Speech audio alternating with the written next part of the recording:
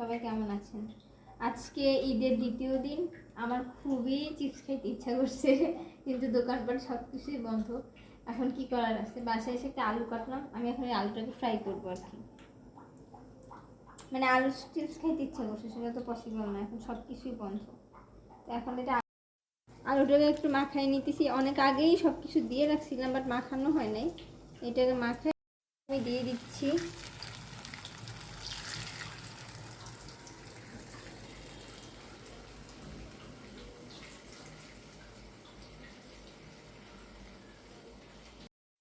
শেষ প্রায় হয়ে গেছে এটা। তারপরে এক পাট করে মানে 4-5 মিনিট পরে আমি একটা একটা করে উল্টে দিব আর কি। এক সাইড হয়ে গেছে, উল্টে দিচ্ছি। এখন একটা একটা করে, একটা একটা না, সবগুলোই উল্টে উল্টে দিচ্ছি। আমি দেখতে অনেক সুন্দর সুন্দর দেখাচ্ছে না?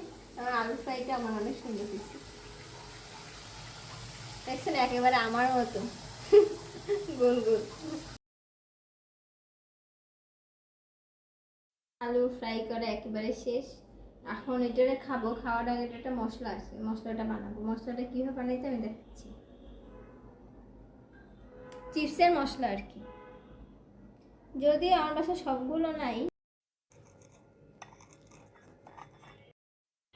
আমার আলু ফ্রাইটা হয়ে গেছে। মশলার কথা বলছি, এটা হচ্ছে মশলা।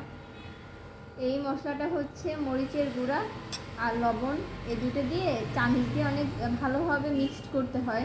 আমি সেটার ভিডিও দিয়ে দিচ্ছি কীভাবে করতে হবে। আর সাথে যদি আপনার বাসায় ম্যাগি মশলা থাকে তাহলে সব থেকে বেস্ট হয়, তাহলে একেবারে চিপসের ফ্লেভারটা পাওয়া যায়। আমি এটা এখন দিয়ে দিচ্ছি দেখানোর জন্য আর কি, আমি রাখছিলাম আপনাদেরকে দেখানোর জন্য।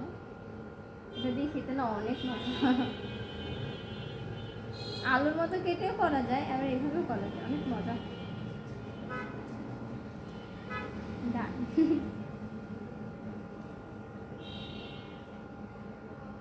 ঠান্ডা কোনটা?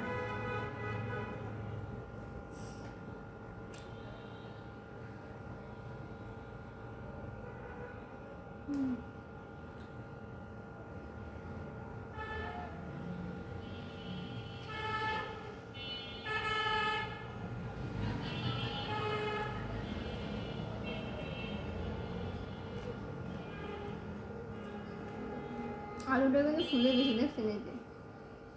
এই যে পেট বেড়েই গেছে আলু।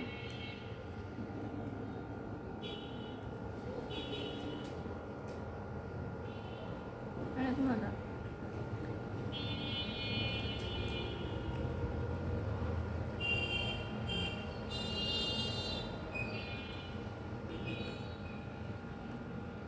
আপনারা যারা আমার মতো আছেন, একটা জিনিস পাচ্ছেন না, ডুপ্লিকেট বাসায় বানিয়ে নেবেন, শেষ।